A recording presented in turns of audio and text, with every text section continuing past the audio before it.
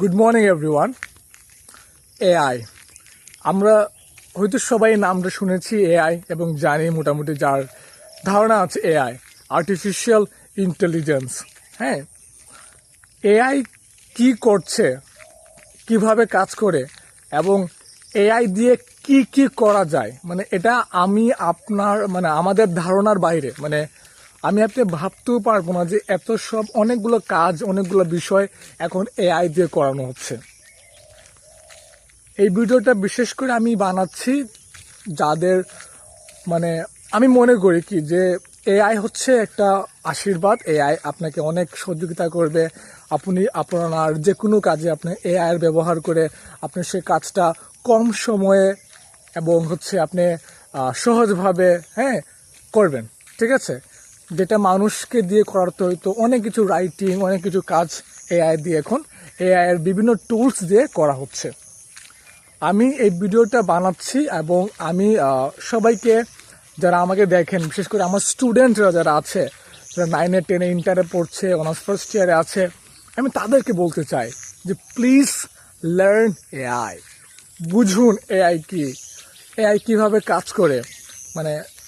কেন বলছি কথাটা, কারণ হচ্ছে কি, আমরা ছাত্র মানুষ, পড়াশোনা করছি, পড়াশোনা করার পরে একটা কর্মস্থান, আমাদের একটা পজিশন নিতে হবে, আমাদের একটা কাজ করতে হবে।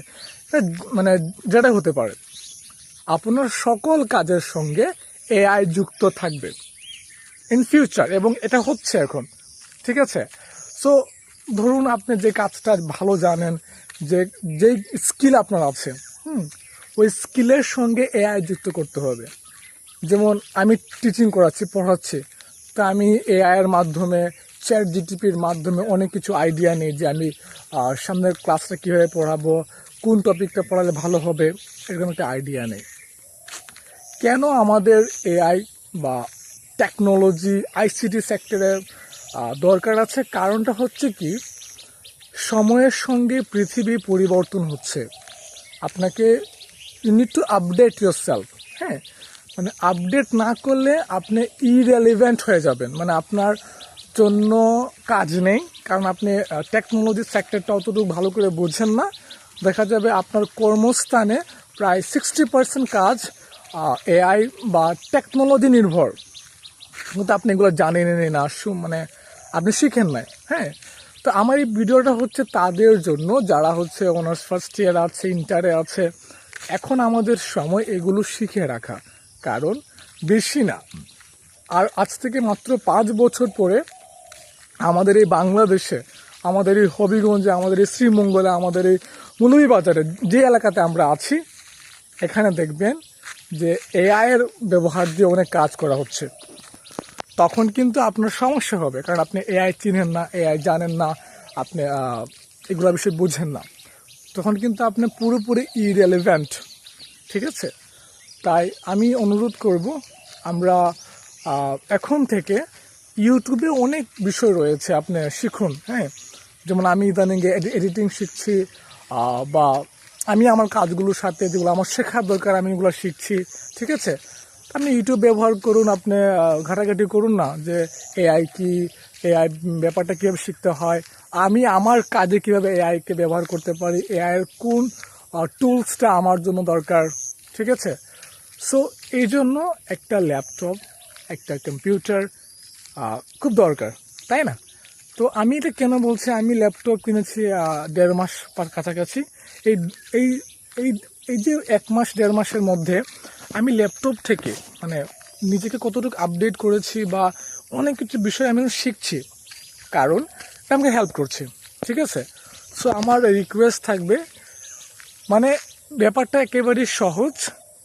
আপনি এখন যে বাচ্চাটা এখন এসএসসি পরীক্ষা দিচ্ছে, সে ধরে নিলাম যে আজ থেকে মোর দেন 10 বছর, 8 বছর, 10 বছর পরে কাজে নামবে, কাজের কর্মস্থানে যাবে।